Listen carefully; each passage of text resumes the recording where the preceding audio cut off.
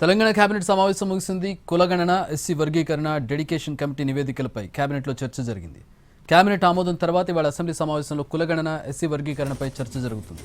3 గ్రూపులుగా ఎస్సీ వర్గీకరణ జరగనున్నట్టు తెలుస్తోంది. ఏ గ్రూప్లో ఎస్సీల్లో అత్యంత వెనుకబడిన కులాలు, సంచార కులాలు, బి గ్రూప్లో మాదిగ ఉపకులాలు, సి గ్రూప్లో మాల ఉపకులాలు ఉండనున్నట్టు తెలుస్తోంది.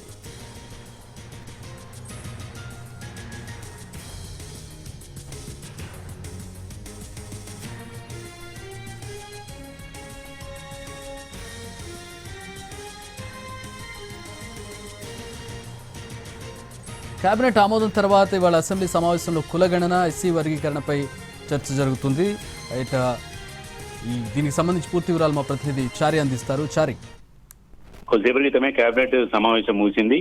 2.5 గంటల పాటు జరిగినటువంటి ఈ సమావేశంలో ఎస్సీ వర్గీకరణలో భాగంగా ఏబిసిడీలుగా వర్గీకరించాలనేటువంటి డిమాండ్ ఉంది. దానిపై సుప్రీంకోర్టు ఇచ్చినటువంటి తీర్పుకి అనుగుణంగా రాష్ట్రంలో అమలు చేయడానికి ఏకసభ్య కమిషన్ ని ప్రభుత్వం వేసింది. అయితే ఈ 4 గ్రూపులు కాకుండా 3 గ్రూపులుగానే ఏర్పాటు చేయాలనేటువంటి ఆలోచనతో ప్రభుత్వం ఉంది. దానికి సంబంధించి కేబినెట్ లో దీని మీద చర్చ జరిగింది. దానికి ఆమోద ముద్ర కూడా వేశారు. దీంతో పాటుగా కులగణన రాష్ట్ర వ్యాప్తంగా 50 రోజుల పాటు కులగణన నిర్వహించినటువంటి ప్రభుత్వం కులగణన నివేదికను కూడా కేబినెట్ లో అప్రూవల్ చేసింది. మరి కాసేపట్లోనే అసెంబ్లీ సమావేశం ప్రారంభం కాబోతుంది.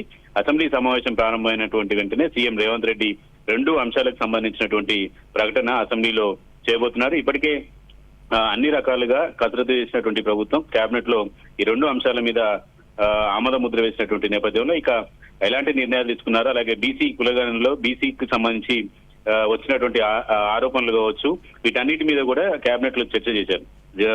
బీసీలలో కులాల వారీగా జనాభా ఎవరు ఎంత అనే దాని మీదనే చాలా సుదీర్ఘంగా చర్చ జరిగింది. వీటన్నిటి చర్చ ముగిసిన తర్వాత బీసీ కులగణనకు సంబంధించినటువంటి నివేదికకి కేబినెట్ ఆమోద ముద్ర వేసింది. All right, thanks for the updates Chari.